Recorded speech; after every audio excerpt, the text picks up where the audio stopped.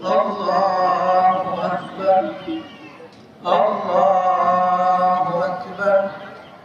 Allahu Akbar. Allahu Akbar. Allahu Akbar. Allahu Akbar. Allahu Akbar. Allahu Akbar kabira walhamdulillahi katsira wa subhanallahi bukratan wa asila. La ilaha illallah wahdah shadaqa wahdah wa nasara abdah wa astajundahu wa hasaba al-ahsaba wahdah. La ilaha illallah. Allahu Akbar. Allahu Akbar walillahil hamd. Alhamdulillahilladzi hadana lihada wa ma kunna linahtadiya laula an hadana Allah.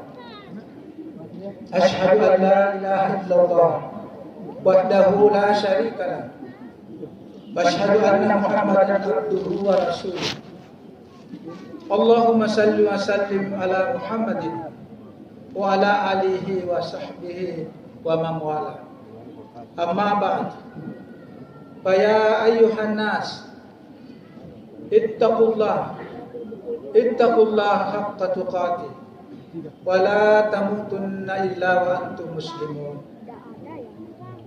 Wa'lamu anna yawmakum hadza yawmun ajib wa idin karim. Ahallallahu lakum fi ta'am wa harrama alaikum fihi siyam fa huwa yawm tasbih wa tasmih wa tahlil wa ta'jib. Fasabbihu rabbakum fihi wa'addimuhu wa tubu ila Allahi wastaghfiruh innahu huwal ghafurur rahim. Allahu Akbar. Allahu Akbar. Allahu Akbar walillahil hamd. Segala kebesaran, segala keagungan dan segala puji hanya bagi Allah Subhanahu wa taala. Begitu juga kepada para keluarga, sahabat dan para pengikutnya hingga akhir zaman. Semoga keselamatan selalu tercurah kepada Nabiullah Muhammad SAW. Hai orang-orang yang beriman, bertakwalah sekalian kepada Allah Subhanahu wa taala dengan sebenar-benar takwa kepadanya. Dan ingatlah bahwa sesungguhnya tidak diciptakan kita manusia ini kecuali untuk mengabdikan diri setulus-tulusnya kepada Allah Subhanahu wa taala. Ma'asyiral muslimin dan muslimah jamaah Idul Fitri yang berbahagia. Apabila ada pertanyaan terhadap kita bahwa sesungguhnya sudah berapa umur kita ini dan selama hidup kita ini sudah berapa kali kita memasuki bulan Ramadan dan sudah berapa kali kita melaksanakan salat Idul Fitri. Ternyata kita semua ini sudah lama dan sudah melewati berulang-ulang masa Ramadan dan masa Idul Fitri.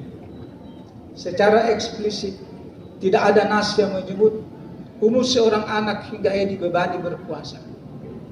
Meski begitu kita harus dibiasakan berpuasa sedari muda. Seperti halnya salat. Rasulullah SAW secara tegas menyuruh anak mengerjakannya jika telah berusia 7 tahun dan boleh dipukul jika meninggalkan salat saat berumur 10 tahun. Dan jika kita refleksikan ke masalah puasa, berarti kita semua yang dewasa ini sudah melewati Ramadan dan telah melaksanakan salat Idul Fitri berulang-ulang. Ada yang sudah sampai 50 tahun lebih dan sudah 50 kali memasuki Ramadan dan Idul Fitri. Hitungan yang cukup fantastik, tetapi mungkin jarang dipikirkan tentang makna kesekian kalinya kita ini berada di bulan Ramadan dan Hari Raya Idul Fitri. Rasulullah SAW bersabda, sesungguhnya Allah Subhanahu wa Ta'ala telah mewajibkan puasa Ramadan, dan aku telah mensunahkan menegakkan salatnya, salat tarawih.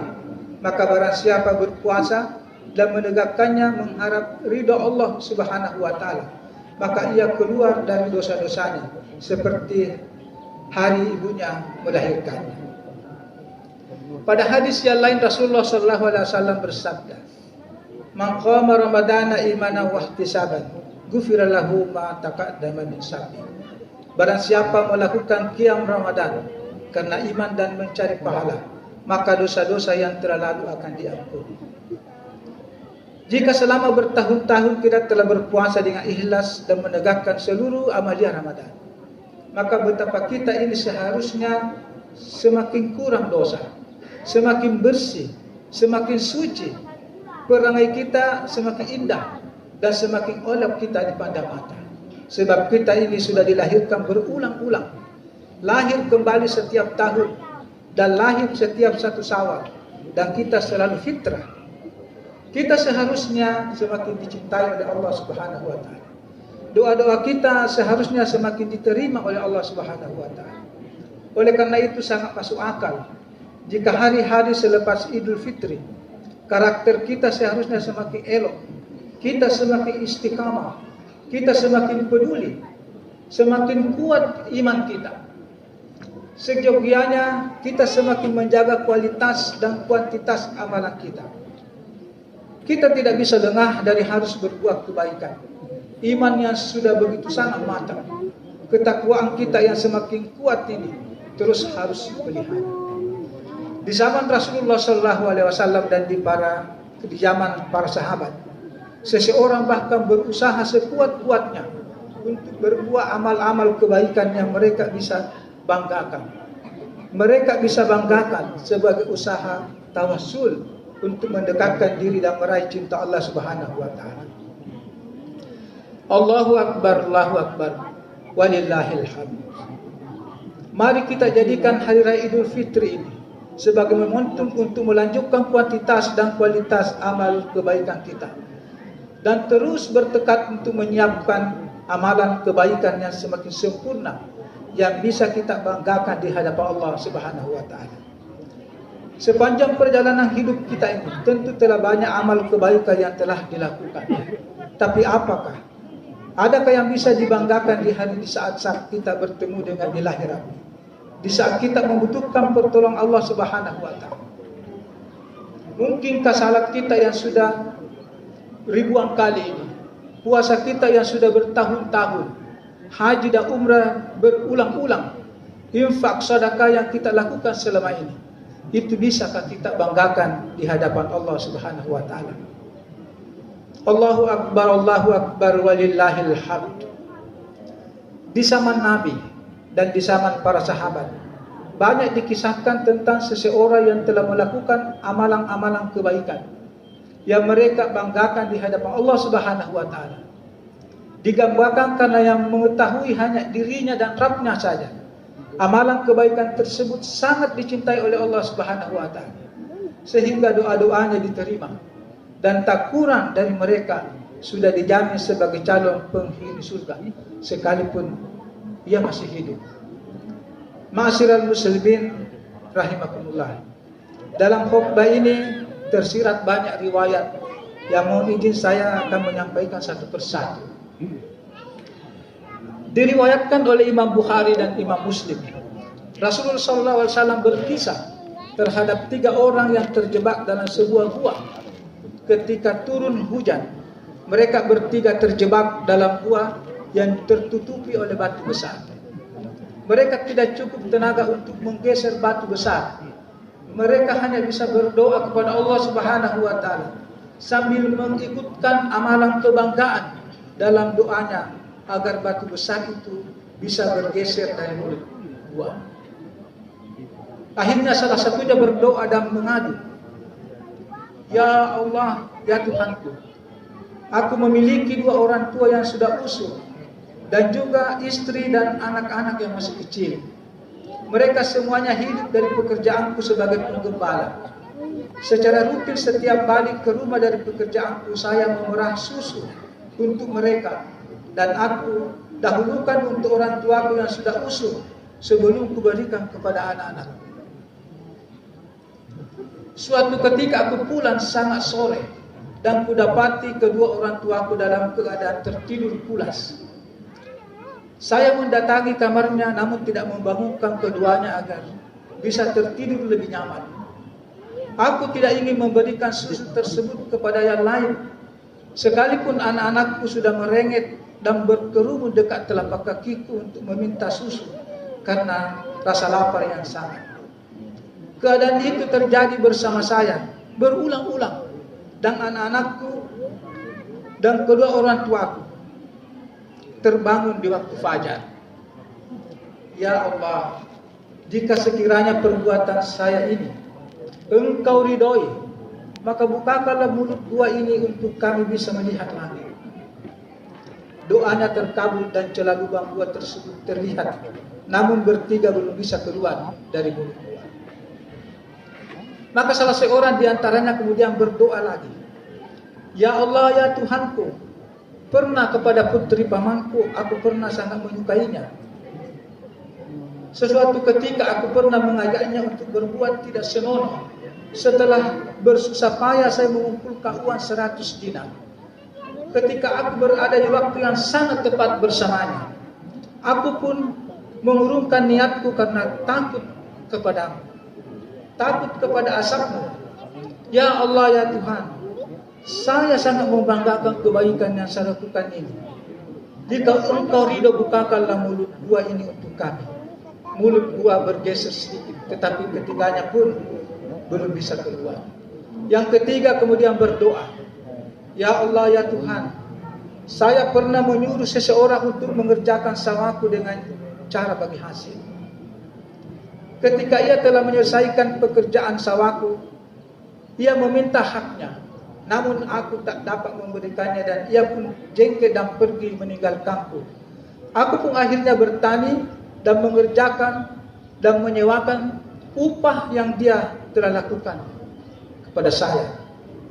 Dan kemudian suatu saat dia datang dan menyampaikan kepada saya, takutlah kepada Allah dan jangan berbuat zalim terhadap hak orang lain. Maka waktu itu kutunjuklah kepadanya tanah yang luas dan gembalaan yang banyak yang telah saya kembangkan untuk kemudian dia miliki. Ambillah semua satu bukit itu untukmu. Maka betapa gembiranya orang yang telah saya pekerjakan itu. Sampai hari ini terus aku ingat, dan aku sangat membanggakan amalan saya itu. Oleh karena itu, ya Allah, bukakan pintu ini untuk kami bertiga. Maka terbukalah pintu itu, dan akhirnya bertiga bisa keluar dan dari dalam gua dengan doanya yang disertai dengan tawassul amal-amal yang telah dia banggakan. Kisah ini mengungkapkan pesan bahwa doa yang disertai tawassul dengan amal saleh memiliki faedah yang sangat nyata. Memprioritaskan berbakti kepada orang tua terus-menerus, keberanian dari godaan berat, kemudian memenuhi hak guru adalah amalan yang sangat khusus yang dia lakukan berulang-ulang dan istiqamah. Karena nilai keikhlasannya sangat tinggi sehingga Allah Subhanahu wa taala memuliakannya dan menerima doanya. Ada dua kunci meraih amanah kebanggaan yang dicintai Allah Subhanahu wa taala. Pertama, perlu kesungguhan untuk melakukannya, istiqamah dan jauh dari formalitas simbolik. Kedua, ikhlas dalam melakukannya, tersembunyi dalam lubuk hati yang dalam. Hanya Allah Subhanahu wa taala yang bersangkutan yang mengetahui kadar dan kualitasnya. Rasulullah sallallahu alaihi wasallam bersabda, amalan yang paling dicintai oleh Allah Subhanahu wa taala adalah amalan yang berkelanjutan, meskipun itu sedikit. Hadis riwayat Muslim. Masih ingat Bilal bin Rabah, situkan azan Rasulullah sallallahu alaihi wasallam. Terompanya terdengar hingga di surga hanya karena wudunya tak pernah putus. Nabi sallallahu alaihi wasallam bersabda, Barang siapa membaca ayat kursi setelah salat wajib, maka dia berada dalam lindungan Allah hingga saat berikutnya. Bahkan dikisahkan Rasulullah SAW pernah menunjuk seseorang sebagai ahli surga hanya karena seseorang tersebut memaafkan dalam hati secara ikhlas orang-orang yang telah bersalah kepadanya sebelum dia tidur, dan dilakukannya terus-menerus secara ikhlas dan istiqamah. Kisah tersebut di atas dilakukan seseorang dengan tujuan melakukan hal-hal kecil yang penuh komitmen untuk mencapai prestasi dan kecintaan Allah Subhanahu wa taala. Dalam hal ini untuk membentuk amal kebaikan khusus yang bisa dibanggakan. Allahu akbar, Allahu akbar, Allahu akbar. Walillahil hamd. Sesungguhnya amal kebaikan khusus ini tidak terbatas hanya pada amalan pribadi saja, tapi bisa dilakukan secara kolektif, baik dalam lingkungan keluarga. Kita sebagai pribadi yang utuh, jangan kita ingin masuk surga sendiri, berjuang sendiri untuk meraih cinta Allah. Namun kita semua bertanggung jawab terhadap keluarga kita. Sebaiknya adat pencitra dari keluarga kita terhadap satu, dua atau lebih kebaikan yang khas, yang bisa terbangun dan bisa menjadi amal keluarga yang kita bisa banggakan. Amal yang lahir dari komitmen bersama anggota keluarga tentu hanya lahir dari keluarga yang akur, yang sakinah, mawaddah warahmah. Atas komitmen bersama tersebut, Allah Subhanahu wa taala akan mengumpulkan anggota keluarga secara bersama-sama di surganya kelak. Untuk meraih amal-amal kebanggaan keluarga, tentu dibutuhkan kebersamaan. Peran ayah, peran ibu sangatlah penting untuk merajut tumbuhnya anak soleh dan saleh sebagai pewarna indahnya kerukunan keluarga dalam beramal. Dalam sebuah riwayat Rasulullah SAW bersabda, "Didiklah anakmu, karena mereka akan menghadapi zaman yang bukan zamanmu."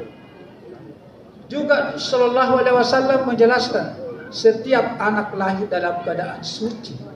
Orang tuanya lah yang akan menjadi penentu apakah anak ini akan menjadi Yahudi, menjadi Nasrani, atau akan menjadi Majusi. Dalam Al-Quran ada 4 tipe orang tua yang berpengaruh terhadap cetak biru anak-anaknya di kemudian hari. Pasangan Nabi Nuh dan istrinya.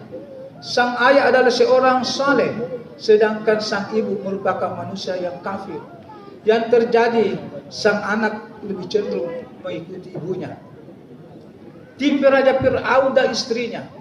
Sang ayah sosok kafir dan sangat pendosa, sementara ibunya sangat saleh dan mukminah. Anak-anak Fir'aun lebih cenderung meneladani perilaku sang ayah. Tipe Nabi Ibrahim dan istrinya, Hajar dan Sarah. Kali ini baik sang ayah maupun sang ibu sama-sama saleh dan salehah. Mukmin sejati, pembakti Allah paling utama.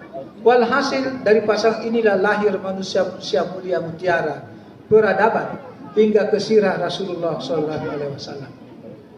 Pasangan terakhir adalah pasangan Abu Lahab dan istrinya. Anak-anaknya lahir kafir dan juga pendosa. Keduanya dikutuk oleh Allah Subhanahu wa taala karena kedua orang tuanya adalah pendosa dan kafir. Anak-anak mereka pun tak jauh berbeda sosoknya, menjadi penentang nubuah Rasulullah SAW. Dengan demikian, sosok orang tua sangat dipertaruhkan karena peran mereka sangat besar dalam menentukan masa depan anak-anak mereka. Saat tertentu sang suami harus paham dengan istrinya, dan sang istri pun suatu saat harus mengerti terhadap suaminya.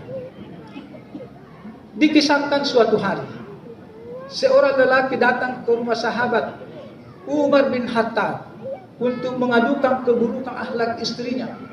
Akhlak istrinya sangat buruk. Namun setiba di samping rumah Abu Umar bin Khattab, ia mendengar istri Umar bin Khattab mengeluarkan kata-kata yang keras kepada suaminya Umar. Sementara Umar tidak menjawab sepatah kata pun. Akhirnya orang tua itu berpikir, sebaiknya dia membatalkan niatnya untuk bertanya kepada Umar bin Khattab dan meninggalkan rumah Umar bin Khattab. Tapi Umar kemudian melihatnya dan bertanya, mungkin engkau datang kepadaku tentu hendak membawa suatu berita yang penting. Orang itu lalu berkata terus terang, ya sahabat Rasulullah Umar bin Khattab, aku datang kepadamu hendak mengadukan keburukan anak istriku terhadapmu. Tapi mendengar istrimu bersuara keras kepadamu, saya menurunkan niatku. Umar tersenyum kecil seraya berkata, wahai saudaraku, istriku telah memasakkan makanan untukku. Dia juga telah mencuci pakaianku, mengurus seluruh urusan rumahku, dan mengasuh anak-anakku dengan tiada henti. Maka itu, bila ia berbuat satu atau dua kesalahan, tidaklah layak bagi saya untuk mengenangnya. Sedang kebaikan-kebaikannya saya lupakan. Begitulah cara Umar bin Khattab menjadi suami yang paham istrinya. Lain kisah Ali bin Abi Thalib. Saat istrinya Fatimah putri Rasulullah SAW jatuh sakit dan ingin sekali makan buah delima, Ali pun tertegun sejenak sebab tiada uang sepeser pun baginya. Setelah meminjam uang 1 dirham, lalu pergi ke pasar membeli buah delima.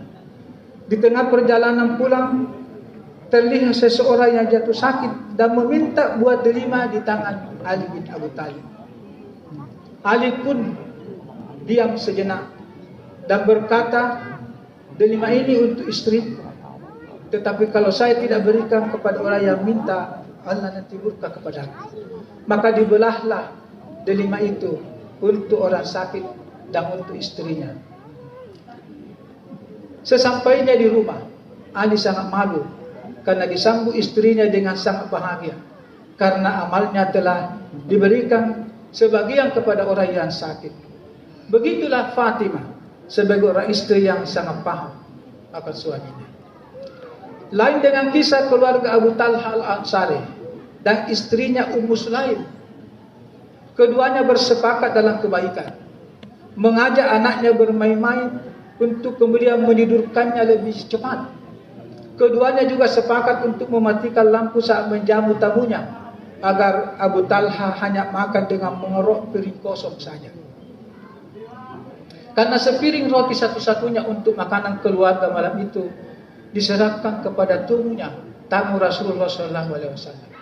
Abu Talha al-Ansari dan istrinya Ummu Sulaim kemudian bersama-sama melakukan amal kebaikan yang sangat mulia.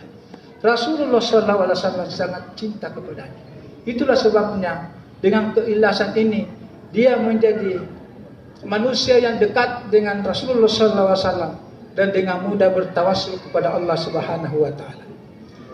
Sejumlah ulama salaf menegaskan bahwa di antara kebahagiaan kaum muslimin dan kaum muslimat di yaumil akhir adalah bertemu kembali dengan keluarganya.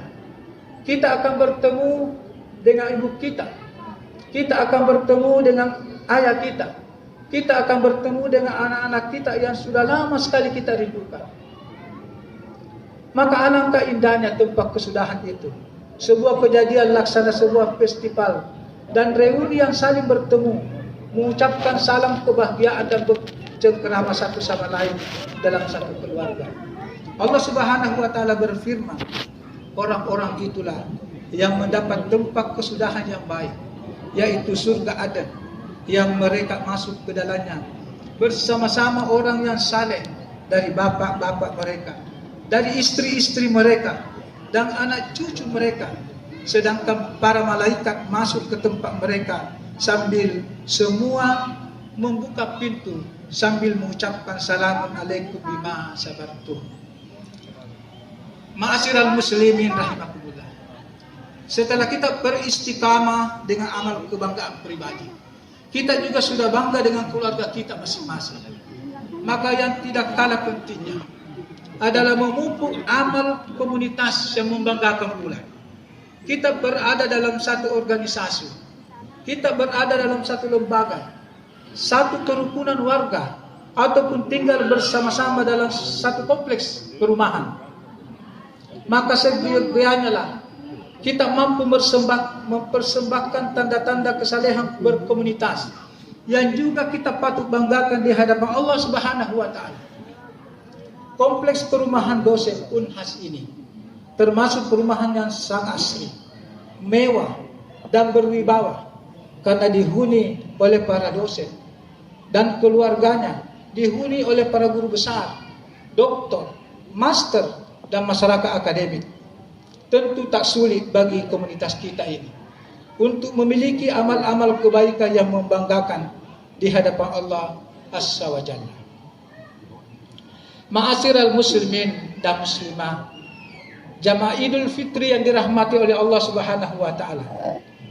Di tengah-tengah kompleks kita ini berdiri bangunan masjid besar yang tentu akan menjadi bangunan monumental dan akan menjadi bersejarah untuk kita dan sangat bersejarah untuk masa depan anak-anak kita dan cucu-cucu kita. Kita sangat beruntung sekali hidup di saat pembangunan masjid ini dimulai. Jika suatu saat masjid ini selesai dibangun, dipenuhi oleh banyak jamaah, dipenuhi oleh anak-anak kita sendiri, dan akhirnya menciptakan kesalehan komunitas yang turun-temurun dari generasi ke generasi, kita tentu akan menjadi amal jariah yang kita banggakan. Allah Subhanahu wa taala tentu akan cinta terhadap kita dan kreasi kita ini. Mari kita bersama-sama bertanggung jawab dan mengambil bagian dari pembangunan masjid kita ini, sekalipun keikhlasan kita hanya sebilangan satu batu bata saja. Dari Jabir bin Abdullah radhiyallahu anhu, Rasulullah sallallahu alaihi wasallam bersabda, siapa yang membangun masjid karena Allah Subhanahu wa taala, walaupun hanya selubang tempat burung bertelur atau lebih kecil dari itu, maka Allah akan membangunkan baginya rumah di surga. Dalam riwayat lain sabda Rasulullah sallallahu alaihi wasallam, siapa yang membangun masjid karena Allah, maka akan dibangunkan baginya semasjid itu di surga. Dan apa saja harta yang baik yang kamu nafkahkan, maka pahalanya itu untuk kamu sendiri. Dan janganlah kamu membelanjakan sesuatu melainkan karena mencari keridhaan Allah. Dan apa saja harta yang baik yang kamu nafkahkan, niscaya kamu akan diberi pahalanya yang cukup, sedangkan kamu sedikit pun tidak akan dirugikan. Mengeluarkan infak adalah satu kebiasaan dari orang-orang yang bertakwa, yang amalnya sangat dicintai oleh Allah Subhanahu wa taala.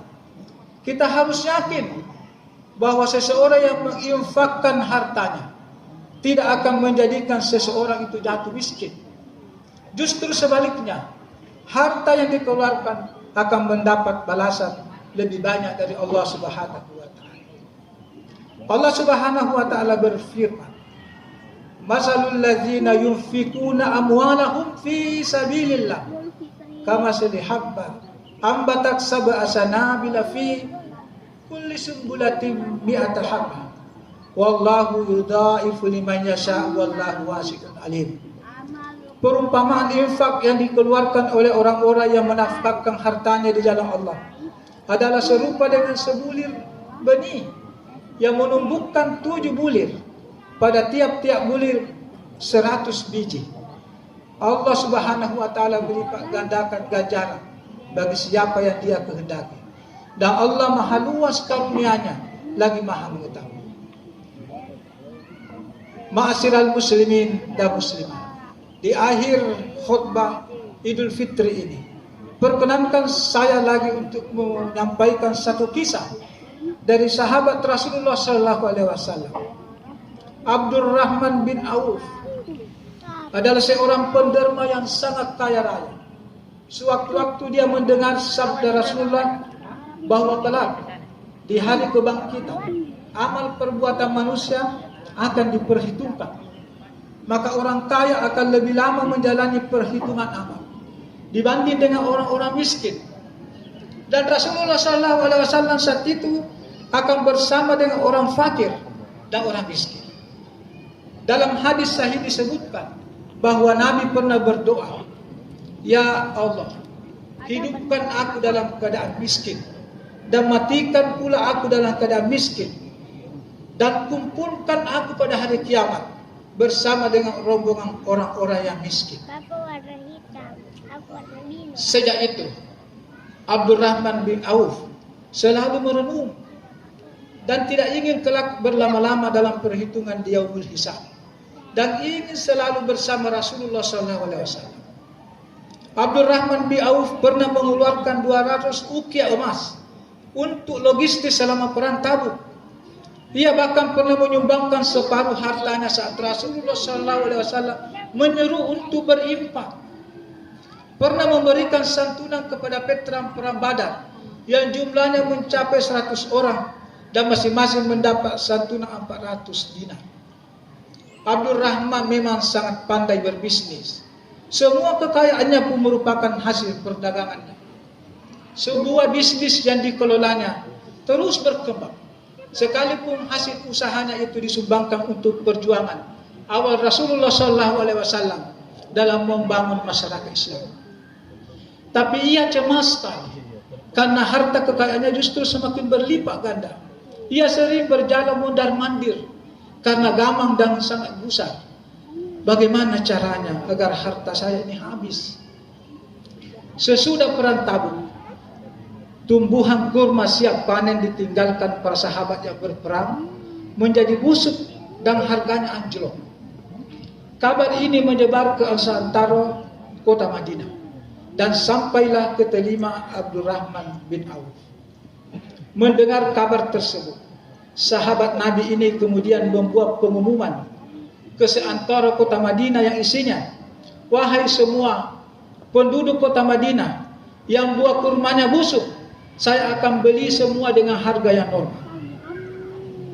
Semua kurma busuk dibeli oleh Abdurrahman bin Auf. Hartanya pun pelan-pelan ludes, tidak tersisa, sebab warga Madinah berbondong-bondong dan penuh syukur menjual kurmanya yang busuk kepadanya. Kini Abdurrahman bin Auf menjadi miskin dan ia bersyukur sebab akan bersama Rasulullah SAW di yaumul hisab. Namun kemiskinan rupanya enggan berhinggap ke nasib para dermawan, termasuk Abdurrahman bin Auf. Sehari kemudian datanglah utusan dari negeri Yaman ke kota Madinah. Mereka menyampaikan berita yang sangat menyedihkan bahwa di Yaman telah terjangkit wabah penyakit sangat aneh, mungkin mirip corona. Bapak Ibu sekalian, wabah aneh ini akan cepat sembuh jika diobati dengan kurma busuk.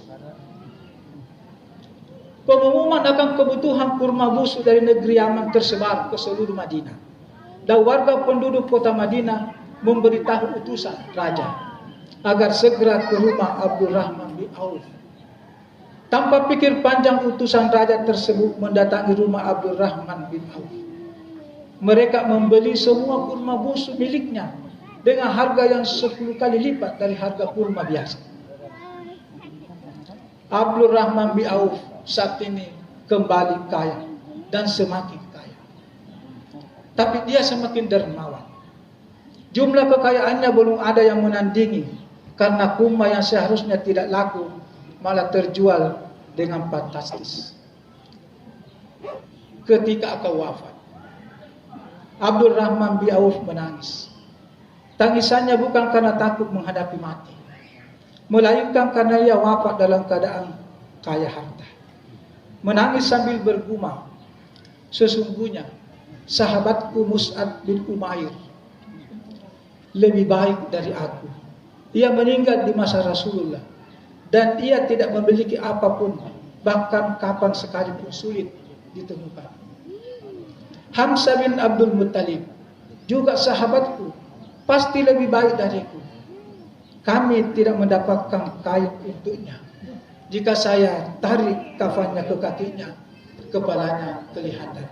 Jika saya tarik kafannya ke kepalanya, kakinya kelihatan. Sesungguhnya aku takut bila aku menjadi seseorang yang dipercepat kebaikanku di dunia, dan aku tertahan dari teman-temanku dan sahabat-sahabatku karena harta."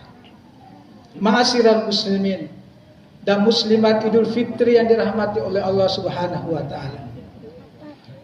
Hari raya Idul Fitri 1443 Hijriah ini semoga menjadi momentum yang tepat untuk semakin memperkuat iman kita kepada Allah Subhanahu wa taala dengan membekali diri, membekali keluarga kita dan komunitas kita ini di perumahan Dosekun Hasini dengan bertekad menghadirkan amal-amal kebanggaan yang bisa menjadi wasilah dan tawassul kepada Allah Subhanahu wa taala agar Allah Subhanahu wa taala semakin mencintai kita semua. Ja'alanallahu wa iyyakum minal aidina wal faisin wal maqbulin wa dakhalna wa iyyakum sumatil ibadus salihin.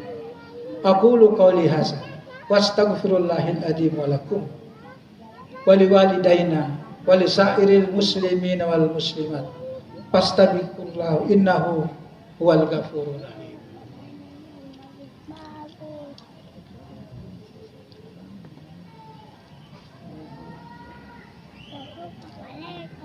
Allahu akbar, Allahu akbar, Allahu akbar, Allahu akbar, Allahu akbar, la ilaha illallah, Allahu akbar, Allahu akbar, walillahil hamd. Alhamdulillahi rabbil alamin. La ilaha illa huwa ar-rahmanur rahim. Arsala rasulahu rahmatan lil alamin. Asyhadu an la ilaha illallah wa asyhadu anna Muhammadar Rasulullah. Allahumma salli wa sallim ala sayyidina Muhammadin wa ala alihi wa ashabihi ajma'in. Amma ba'd. Fa ibadallah, ittaqullah, usikum wa nafsi bitaqwallah, faqad fazal muttaqun. Wattaqullaha mastata'tum wasari'u ila magfirati rabbil alamin. Qala ta'ala, a'udzu billahi minasy syaithanir rajim. Bismillahirrahmanirrahim. Ya ayyuhalladzina amanu taqullaha haqqa tuqatih wa la tamutunna illa wa antum muslimun. Wa qala aidan, innallaha wa malaikatahu yusalluna 'alan nabi. Ya ayyuhalladzina amanu sallu 'alaihi wa sallimu taslima. Allahumma salli ala sayyidina Muhammadin wa ala alihi wa sahbihi ajma'in. Allahumma da'anil khulafa'ir rasyidin wa jami'is sahabati wat tabi'ina wa man tabi'ahum bi ihsani ila yaumiddin. Allahumma ighfir lil muslimina wal muslimat wal mu'minina wal mu'minat al ahya'i minhum wal amwat innaka sami'un qaribun mujibud da'wat. Allahumma inna nas'aluka imanan kamilan wa yaqinan shadiqan wa qalban khashi'an wa lisanan dzakira wa taubatan nasuha. Allahumma aslih ra'iyata waj'al Indonesia wa diyaral muslimina aminatur ra'iyah. Rabbana atina fid dunya hasanah wa fil akhirati hasanah wa qina azabannar. Alhamdulillahi rabbil alamin. Ibadallah, innallaha ya'muru bil adli wal ihsan wa ita'i dzil qurba wa yanha 'anil fahsya'i wal munkar wal baghi ya'idukum la'allakum tadhakkarun. Wa lazikrullahu akbar. Allahu akbar walillahil hamd. Assalamualaikum warahmatullahi wabarakatuh.